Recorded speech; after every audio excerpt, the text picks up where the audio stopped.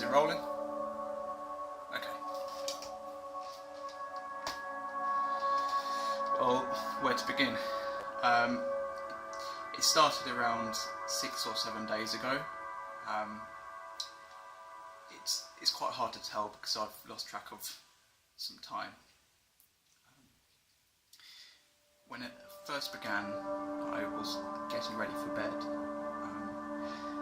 I was going through my usual routine, washing my face, brushing my teeth, got into bed, and about the time I would usually weep and sulk at the sports channel for showing skateboarders crash over and over, I heard a beep.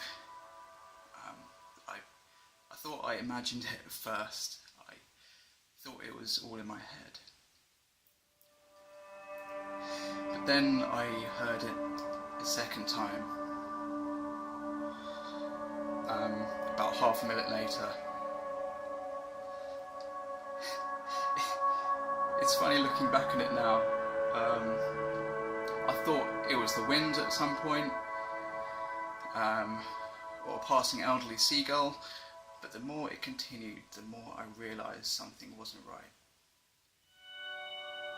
So I made my way downstairs to locate the sounds, and I noticed very quickly that it was coming from next door smoke detector.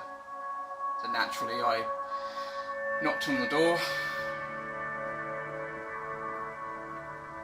and there was no answer. But I didn't panic too much, because I would just send a text to ask them when they'll be back.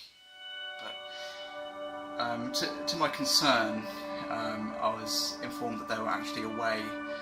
I tried the landlord, and he said that he wouldn't be able to fix the problem as he was also away. Sorry, excuse me.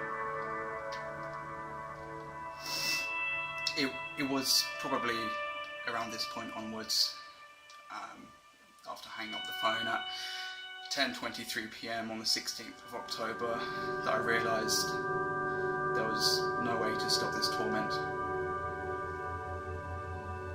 The last few days has seen some ups and downs, and at one point I did kid myself that I was fine with the whole ordeal, and I even shared it on Facebook. I was a fool, but it's, you know, it is easy to delude yourself, you know, when you're in times like these, when you're in a state of grief. When I do eventually manage to get to sleep, because that's been the biggest concern of mine, you know, it's mostly through the result of knocking myself out with sleeping tablets after a heavy crying spell. Even then, I sometimes actually dream of the beep. I can't escape it. I hear it in my dreams, and I am hit with the cold reality that there's no escaping the sharp, high-pitched chime, that God-forsaken device. I sometimes refer to it as the Devil's Harp, or sometimes the Mechanical Lord of Racket. But ultimately, I hope this message spreads, and other people who are in my position can come forward too, because you're not alone. That's the thing you need to remember here. There are coping mechanisms such as poetry and music, which I've used before to cope with this, and there are ways forward, although there are ways to try and help prevent this occurring in the first place, which is important too. Firstly, if you are going on holiday, please make sure your smoke alarm batteries are replaced. Also, if you forget rule number 1, then alert your landlord that you are going away, and then your landlord can remind you to change the batteries.